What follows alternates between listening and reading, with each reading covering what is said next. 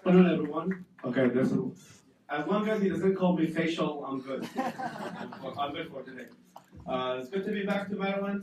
This is actually my second speech here at UMD, and I hope it won't be the last time and I won't get censored. When I was writing my speech, so I gave Yusuf the title of my talk, like Islam and free speech. I realized that this is going to be too short. There's no free speech in almost all Muslim countries. So that's the end of my speech. Thank you. That's when I start on everything. Will I get my paycheck or I'll continue? So I'm going to start with, I'm sure many of you, students love statistics, maybe not, but I'm going to start with some statistics to actually show what the problem is and then talk about solutions, because that's what I do in my organization, my recent one, Ideas Beyond Borders. So there is an indicator called the International Human Rights Rank, which compiles the scores of a wide range of human rights produced by an organization called the Global Network for Rights and Development. So they have made like a list of almost all the countries, and when it comes to all Muslim countries, that is from the report in October 2014, they rank in the lowest. So that's below 62%, which is the lowest in terms of human development. And also there's a Pew Research called The Future of Global Muslim Population that talks about how bad human rights are with countries that are over 50%. When it comes to freedom of religion or freedom from religion, freedom of belief, those who are non-believers risk living in 13 countries are condemned to death. And all of these countries happen to be majority Muslim countries. So that's a report from the International Humanist Ethical Union.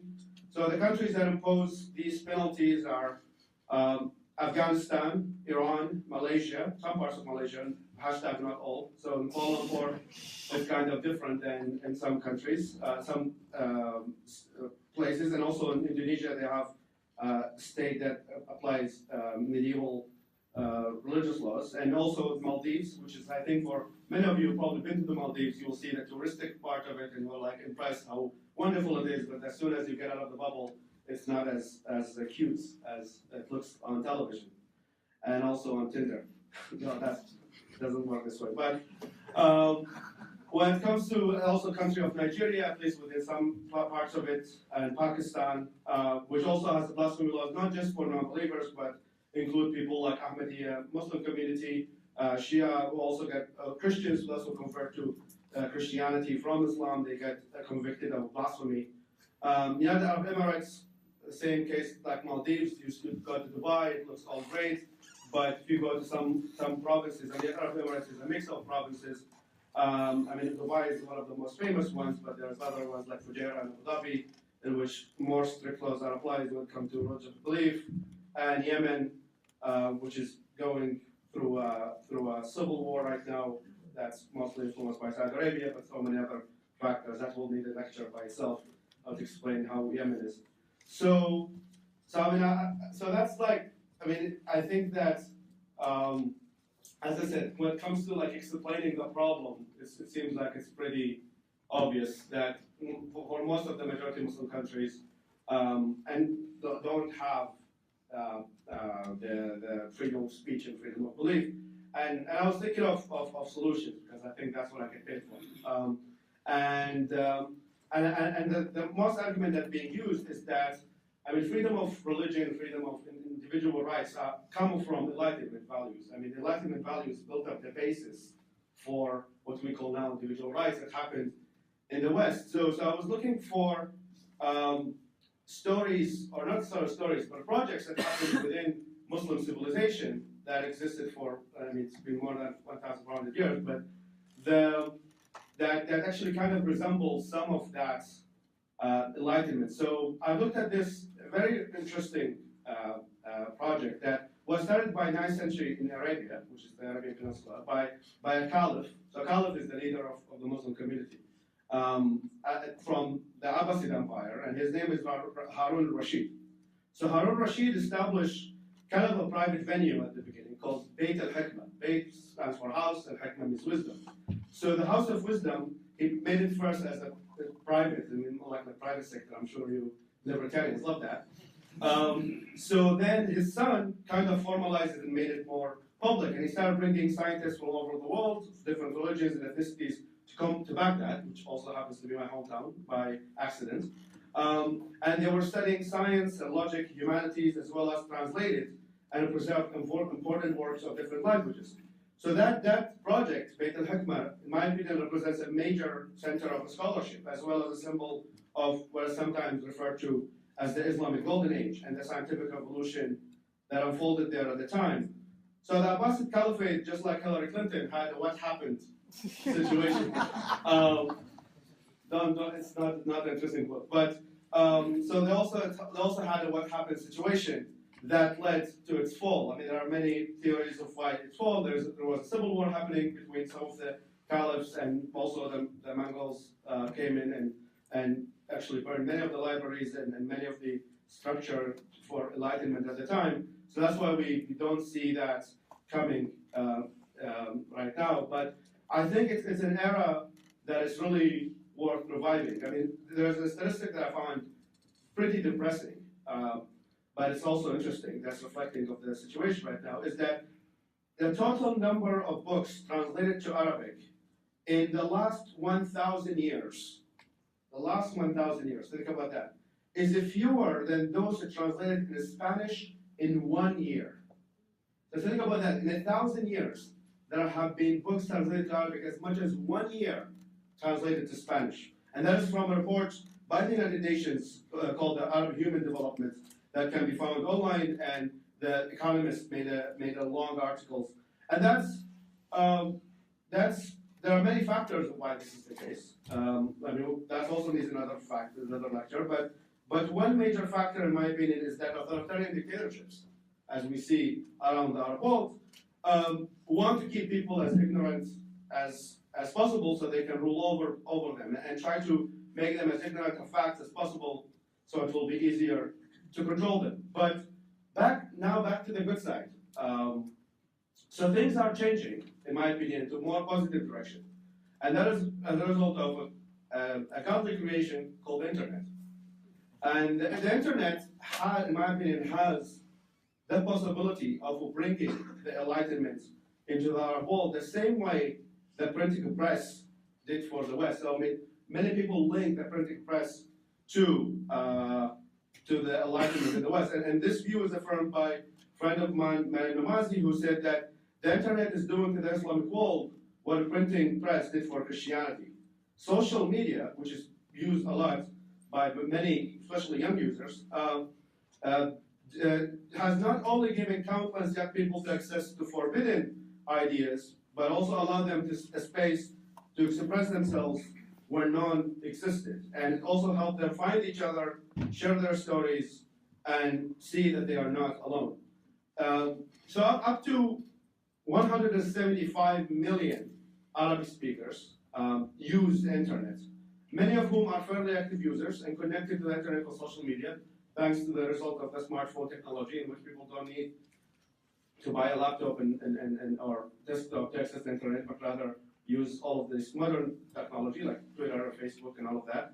50%, so even though that's still lower than America and most of the developed world, because it's less than 50% of the total Arab population, starting from Iraq on the east and Morocco on the west, many of the users are still young, and they are open to new ideas much more differently than those who grew up in the elder generation. So in Arab, and so that's from the Youth Policy Organization. They said that Arab countries' populations, young people are the fastest growing segments. Some of 60% of the population is under 25 years old. So which makes it one of the most youthful regions in the world, and with a median age of 22 years compared to the global average of 28. So many of these young people are looking for online answers to satisfy their curious mind, disillusioned by the knowledge that they are fed by their rulers and fundamentalist allies. And their search is bearing encouraging fruit. I mean, and also a result of dynamics in the region. I mean, for example, in Iraq, where I come from, is that many people are getting sick and tired of being told about Sharia law and religious ruling as a result of ISIS. I mean, ISIS have probably created more secularists than Richard Dawkins ever had. Because many people are having reaction. I mean, not that I support reactionary beliefs, but many people are seeing the effects of what happens if there is a strict, dogmatic medieval age belief is controlling a nation. So there's there's a research, I think it was on al-Mutar, which is a kind of a media company that translates Arab articles into English. And they said like up to 30% of Iraqis, of young Iraqis, consider themselves non-affiliated with religious group. And that is, I think, many of it is a result of access to more information as well as a reaction to what is happening from the fundamentalist neighbors like Saudi Arabia and Iran.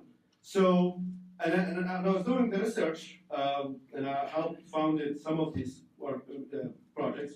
So there's many online projects that have been launched since the rise of Facebook, and that are trying to teach people about the values of enlightenment, the importance of free speech and human rights and stuff.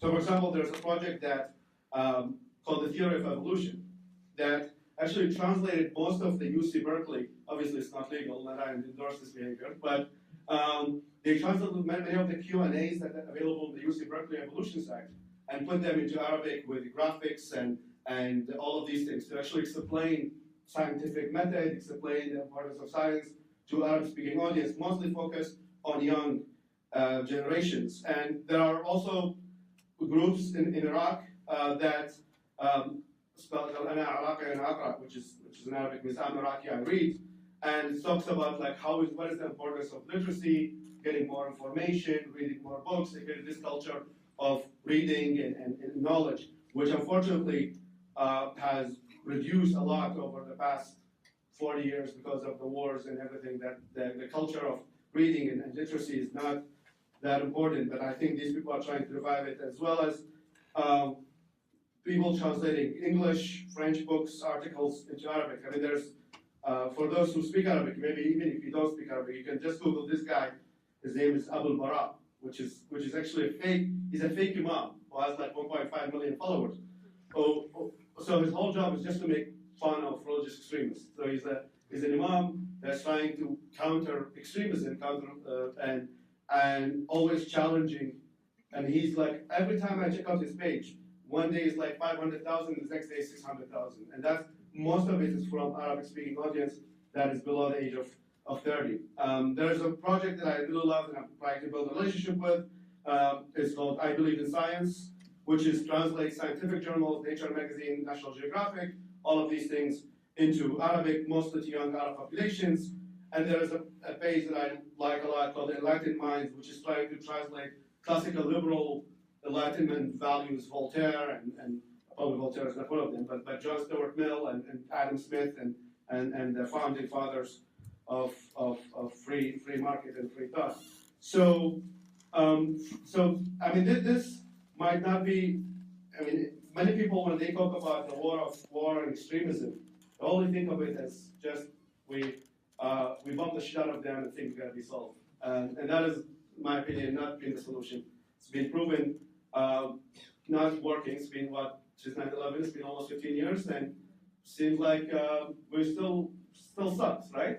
And because people are not looking at this war as most importantly is a war of ideas, and war of ideas is happening already within the Muslim community that I think that we need to support. I mean, for me, the ideological conflict is really not between the West and the East. It's between extremist orthodoxy and enlightenment. And I think that we need to create Beit al-Hikmah 2.0 to best achieve the goal, and even not just for the case of the war of extremism, but also to help the Arab world progress and hopefully the Muslim world and benefit greatly for their own sake. Thank you very much.